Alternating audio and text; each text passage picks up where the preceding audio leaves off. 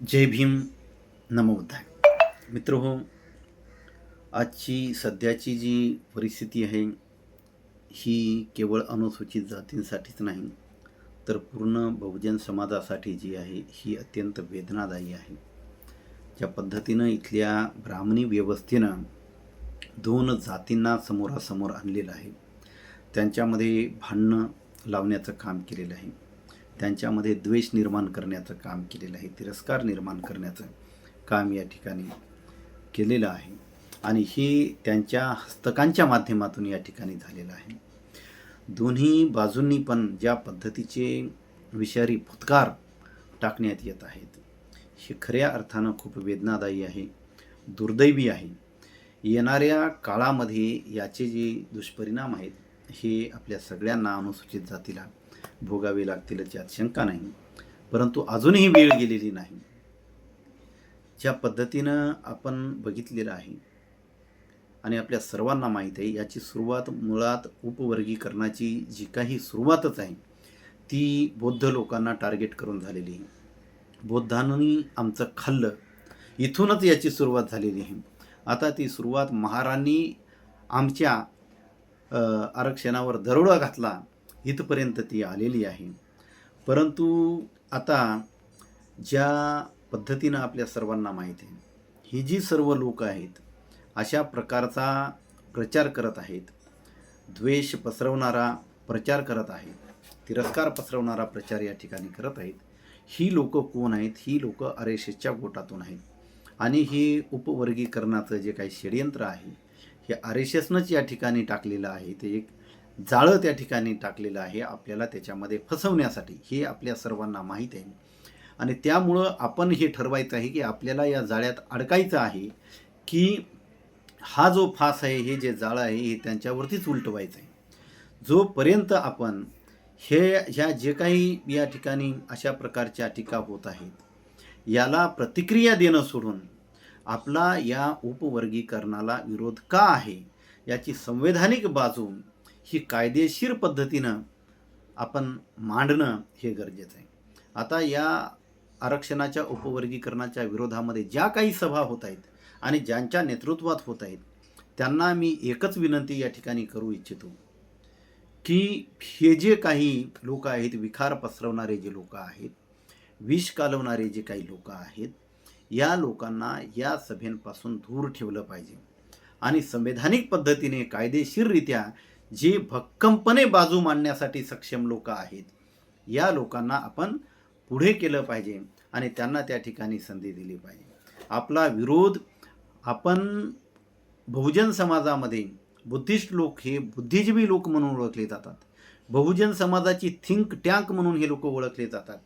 तर त्यांचं जे काही वक्तव्य आहे, जे काही व्यक्त होणं आहे, जे काही भाषणं आहेत, ती बुद्धिजीवी समाजाचा एक भाग म्हणून ती आपल्याला या ठिकाणी समोर गेली पाहिजे. अशा पद्धतीचे विखार पसरवून, विष पसरवून आपला कुठल्याही जातीला विरोध नाही ही गोष्ट आपण लक्षात ठेवली पाहिजे. आपला विरोध आहे जातीचं जे काही उपवर्गीकरण आहे आणि अनुसूचित जातीची जी काही एकता आहे ती एकता अबाधित ठेवण्याचं काम आपल्याला करायचं आहे. आणि अशा पद्धतीनं जर आपण ती एकतेमध्ये दुभंग निर्माण करत असू तर मग उपवर्गीकरण झालं तेच चांगलं आहे. अशी परिस्थिती या ठिकाणी निर्माण होऊ नये यासाठी आपण हे जे आपले विषारी फुटकार आहेत हे जरा थांबवा आणि जे लोक खऱ्या अर्थानं भूमिका मांडत आहेत, कायदेशीर बाजू मांडत आहेत, त्या लोकांना त्या ठिकाणी बोलू दिलं पाहिजे. उपवर्गीकरणाची बाजू जी याच्या विरोधाची बाजू जी आहे ती कायदेशीर आणि संवैधानिक चौकटीमध्ये मांडल्या गेली पाहिजे. अशा प्रकारचे भांडणं लावण्याचे कामं किंवा आणखी द्वेष वाढीस लागावा, आणखी तिरस्कार निर्माण व्हावा, मत्सर निर्माण व्हावा, दोन समाजामध्ये तेढ निर्माण व्हावी, दरी निर्माण व्हावी आणि भविष्य काळात याचे गंभीर दुष्परिणाम आपल्याला भोगायला लागू नयेत असं आपली भूमिका घेऊन आपण या ठिकाणी आपली बाजू मांडली पाहिजे. कारण शत्रूंनी हा डाव टाकलेला आहे, हे शत्रूचं षडयंत्र आहे.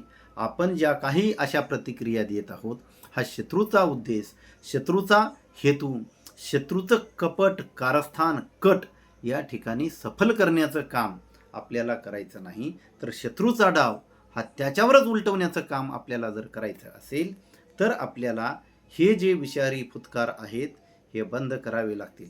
आणि त्यांनीसुद्धा मातंग समाजाच्या सुद्धा जे काही RSSची जे काही हस्तक आहेत यांना मी तर बोलू शकत नाही, त्यांनी खुशाल जे काही त्यांना करायचं त्यांनी करावं.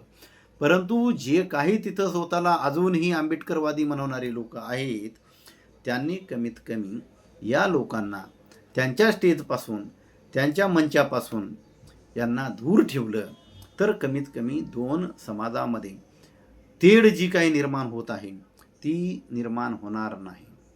आणि जे काही उपवर्गीकरण होईल किंवा नाही होणार ते संविधानाच्या चौकटीतच होणार आहे, संविधानाला डावलून होणार नाही, त्याचा डेटा आल्याशिवाय ते होणार नाही. तर त्यामुळं आता सध्या आपल्याला भांडून पण काही उपयोग नाही. बाजारात तुरी आणि भटभटणीला मारी अशी गत होऊ नये. आणि त्यामुळे आपण दोन्ही बाजूच्या समजदार लोकांनी या ठिकाणी शांतता आणि सौहार्द निर्माण करण्याचा प्रयत्न या ठिकाणी केला पाहिजे. आणि या दोन्हीही विषारी वक्तव्य करणाऱ्या लोकांना, ही विषारी फुतकार मारणाऱ्यांना यांना या ठिकाणी खड्यासारखं आपण बाजूला केलं पाहिजे.